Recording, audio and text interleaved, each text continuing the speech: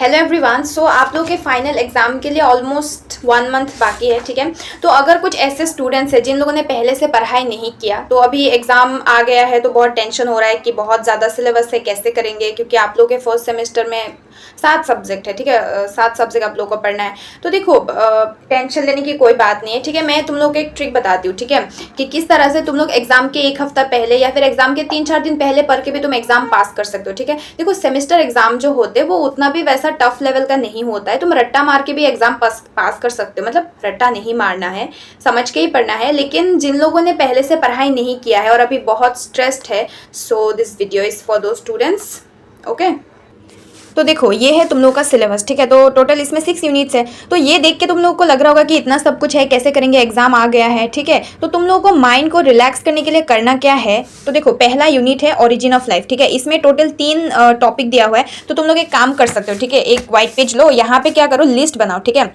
जो भी मतलब तुम्हारे टीचर्स ने बोला है हर यूनिट में इंपॉर्टेंट है या तुम्हें लग रहा है इंपॉर्टेंट है या प्रीवियस ईयर में आया हुआ है, वो सारे टॉपिक्स को तुम लिस्ट आउट कर दो, ठीक है। जैसे कि ओरिजिन ऑफ लाइफ में theories of origin of life अगर इंपॉर्टेंट है तो ये लिखो पहले, ठीक है, theories of origin of life, ठीक है। फिर तुम बैक्टीरिया का यूनिट देखो। बैक्टीरिया के यूनिट में लाइक बैक्टीरिया का जनरल कैरेक्टरिस्टिक फीचर ही इंपॉर्टेंट है, सेल स्ट्रक्चर इंपॉर्टेंट है, रिप्रोडक्शन वाला टॉपिक इंपॉर्टेंट है, तो यहाँ पे लिख दो bacteria, general characters, reproduction, cell structure, ठीक है, ये सारे इंपॉर्टेंट है। वायरस में तुम्हारा रेप्लिकेशन इंपॉर्टेंट है, like lytic and lysogenic life cycle, ठीक है।